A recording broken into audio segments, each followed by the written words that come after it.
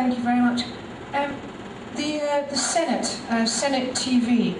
Oh, sorry, I'm listening to myself in Portuguese. The Senate TV. I think that's very interesting. Brazil. One of the most important things is Brazil's position internationally in these negotiations that are going on this year, leading up to Copenhagen.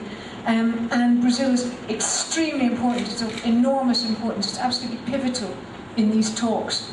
And I think that people in the Senate and all of the people in Brazil should be very interested in that, in Brazil's place in these international talks and the role it can play, because it really can play a leadership role and it really can have an enormous effect on the outcome. And I think that that's what legislators in Brazil and voters in Brazil should be considering.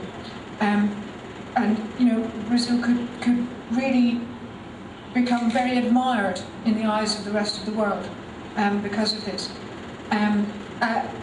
The other issue for the Senate is the damages of climate change, the threats posed by climate change to Brazil's economy, and the opportunities. And we've heard a lot about some of the opportunities, the renewable energy and so on, but also we must not forget the threats. About 25% of Brazil's economy is from agriculture, I believe. Climate change will have an enormous effect on agriculture, even with quite small amounts of warming, even a degree, a couple of degrees, can make a lot of difference in agricultural areas. And I think that's something that people in Brazil must become aware of as quickly as possible, because those effects probably are starting to be felt already. The other thing you asked was about a low-carbon economy and what does it look like. Well, I think someone should write a book about what a low-carbon economy would look like, because I'd really like to read it. I think that would be fascinating. I mean, we know that there'll be more renewable energy, more energy efficiency, things like that. And Brazil, as we've heard, is in a very good position for that, ethanol, with renewable energy and so on. But also, a lot of things will have to change. A lot of the way we do things will have to change. The design of buildings will have to change a lot. The design of cities will have to change. And that's something in which Brazil, as I understand it, has a fantastic history. Brasilia, the city we're in, I believe it was built in 1960, wasn't it? It was designed and built very quickly within a few years. A brand new city, beautiful architecture, beautiful design. So Brazil, I think, with that history behind it, with that tradition of being able to build, design modern cities like this, I think is in a great position to be able to be designing and building, redesigning, rebuilding the cities of the future, which is what we're going to have to do. So I think that's very exciting. So it's the threats and the opportunities, I think, are what the Senate needs to worry about in the international position.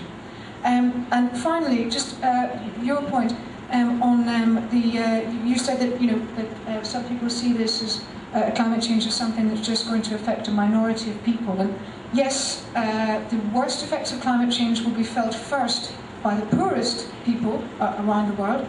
That's what's going to happen, because they are least able to adapt and to cope with those effects. However, if you look at where we are at the moment in terms of emissions, we are on a path of emissions that, if we do not reduce our emissions as a matter of urgency, we will get to a point where we will warm the world by 5 degrees.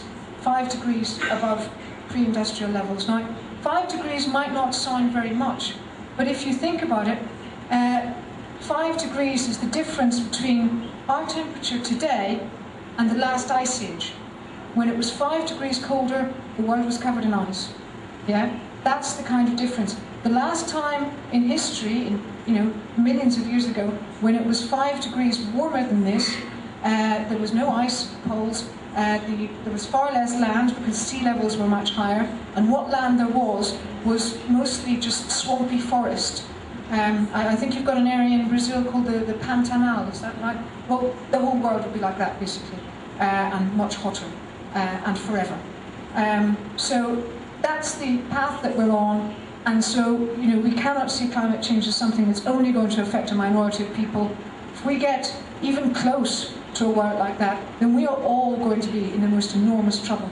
So this is something that every single individual on this planet, living today and that's going to be alive in the future, needs to be concerned about. Thank you. E realmente agradeço a cada um aqui dos nossos convidados, foi extremamente relevante esse aporte.